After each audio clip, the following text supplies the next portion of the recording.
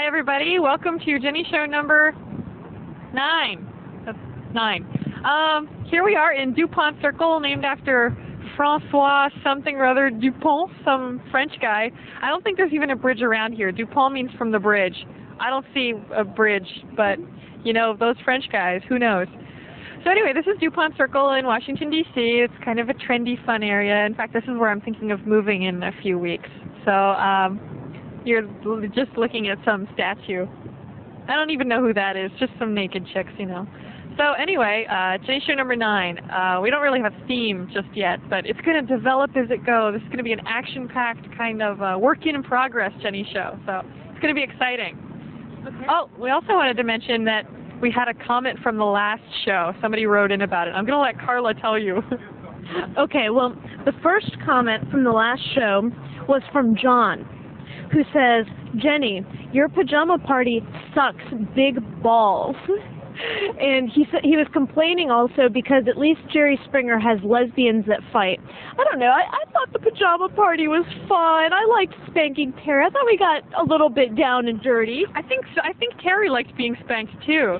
Yeah, I thought we had a good time, and so far he was the only person to complain. And also, I'd just like to say my theory is whenever a guy says something sucks balls, he's actually complimenting it. Because I've sucked balls before and nobody's ever complained. So as far as I'm concerned, something sucking balls is a good thing. So I'd just like to say thank you for that lovely compliment you sent in about our pajama party. And maybe for the next pajama party, we'll have Jenny being spanked. You never know. I'm so there. Okay. Well, we also had someone writing in worried that we had too many sex questions, and we'd happily ask Jenny a bunch of other questions about every other aspect of her life if you all would write in about that, because this isn't like Jenny's sex show. This is, you know, about Jenny's life, and it's about everything. It's about Jenny cooking, living, breathing, going to the bathroom, reading, writing, thinking, everything. No bathroom questions. No, but seriously, like, people complain that all I do is talk about sex, but that's all anybody asks me. So write in and ask Jenny, like, an intelligent question, like, you know, what's the square root of pi or something, and I'll see what I can come up with. Okay, so to our long list of sex questions. Well, first of all, we have a very satisfied customer, Jessica, who wrote in during the last show asking if Jenny could recommend any vibrators for her, is a very satisfied customer of the Hitachi Magic Wand. In fact, Jessica wrote to say that she has a new best friend, and thank you very much. Well, I'd just like to say, Jessica, I'm so glad that you're happy. I've heard many good things about the Hitachi Magic Wand, even though I don't own one myself. And if there are any other women watching this, now you have a second person backing me up, so I'm not just making this stuff up. Just write to Jessica. We've helped someone change their life. Okay, Robert wants to ask Jenny, how small is too small? Because I guess we covered how big is too big, but what do you consider too small? Too small. Definitely too small. Yeah, he also wrote, like, is it bad to be wider than you are longer? And I'm going to say, like, if we're talking, like, bad as a Coke can, then that's probably problematic. You should have a doctor check that out. But seriously, I have something that I learned from, I think it was, like, Born on the 4th of July. One of the guys said, if you don't have it in the hips, you can make up for it in the lips. And that's so true. Someone wants to know, Jenny, what have you done with your hair? And supposedly a lot of people have been writing to Jenny asking her, you know, if she's cut her hair or dyed it, and everybody seems to be saying that the new server has made my hair redder. And I'd just like to clarify something, that the server has nothing to do with the picture. The picture's taken on my Macintosh. The Macintosh is still the same. The camera's still the same. The server has nothing to do with my hair color. I haven't even changed the lights in my room, for God's sake. Maybe it's just the new bed makes my hair look redder. I don't know. I got a trim like when I was on the Lisa show, but other than that, my hair has not changed. I still have the same color hair that I've had for like years and years. It's growing, but also just so you know, we're considering for the next JenniSHOW doing a Jenny goes to the salon, you know, getting my hair done, getting my makeup done, kind of like a Jenny makeover show. So that'll be fun.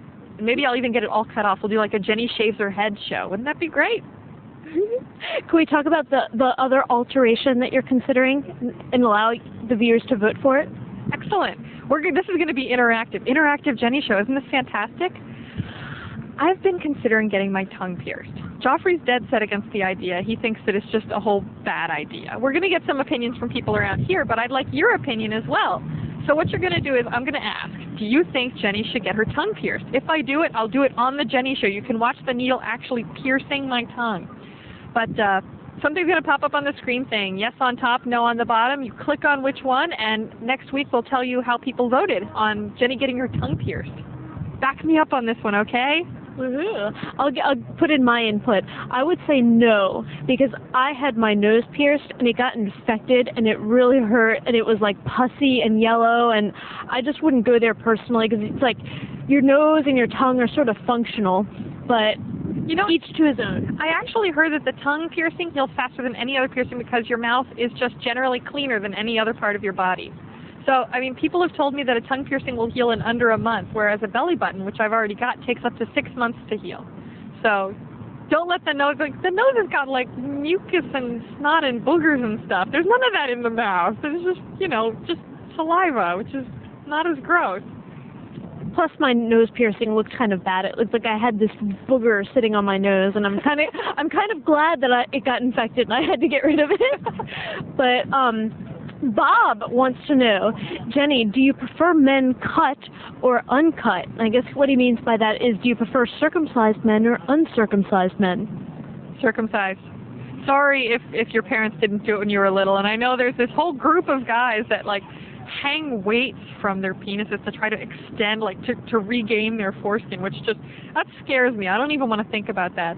But, and I don't even think it's so much like looks or anything, just as, you know, I think women are definitely more experienced with the circumcised penis, and then you got like this extra thing there, and you just don't know what to do with it. Like, does it hurt? Can I move it? Like, it's just too scary. It's just very intimidating. The uncircumcised penis is very friendly. He's just kind of, you know, like sitting there saying hi, and the other one, it's got moving parts. A penis should not have moving parts. That's my feeling.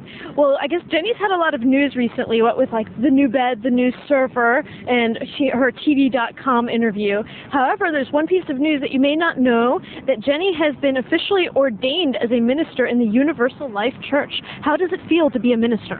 It's amazing. No, actually, now I can legally perform weddings, funerals, baptisms, all kinds of stuff. So if you and your girlfriend want to get married, you can have Jenni perform your wedding ceremony. How's that for fun? You know, write to me. I'm available for parties and stuff, I guess. And actually, I got to pick a title. I'm not just a minister. I'm a high priestess. I am legally now a high priestess. And also, very cool, the Universal Life Church made me a saint as well. So I'm also, I think my full title now is Her Holiness High Priestess Jennifer. And if you want to be a high priestess or a minister too, you can get ordained by going to www.ulc.org. It's very cool. It takes like 2 minutes, and they're really friendly about it. The only requirements are that you have to believe in the idea that, you know, each person should be a good person defined as doing what they like doing and not hurting other people, which I think most of us can agree on. So if you're there, you know, go sign up. Tell them Jenni sent you. Is there a specific act of martyrdom which caused you to be sainted? No, apparently becoming a saint requires like 5 things. It requires you to be like thoughtful, friendly, helpful, like thinking of others. I don't even remember what the words are, but it requires you to be a certain number of very nice things. And you can actually nominate your friends for sainthood. So that'd be really cool, you know, if you want to get your friend something for their birthday, make them a saint. Jenni didn't have to work very hard to become a saint. There was a certain Saint Catherine in the Middle Ages that had to eat the scabs off of cancer patients in the hospital to gain her sainthood. And I think that maybe we should ask Jenni to work a little harder to become a saint.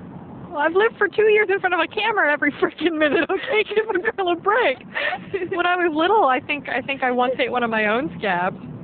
But it's not the same as eating a cancer patient's pussy scab. No, that's true. That's true. But, you know, I'm already a saint, so I don't have to do anything now if I don't want to. I think now I'm going to have to work hard. I think Carla has saint envy. I believe I do, because I'm permanently in purgatory. Should we go check out some famous sites in D.C.? Yeah, we're going to kind of wander around the Dupont Circle area, and I think we're going to ask people their opinions about tongue piercings, kind of get that, you know, person on the street, real kind of gritty news editorial stuff. So you're going to like this. In fact, we got some guy over here that I think we can ask right now. I say to each its own. It's probably not my thing. I've been told it can enhance oral sex, but it doesn't really appeal to me.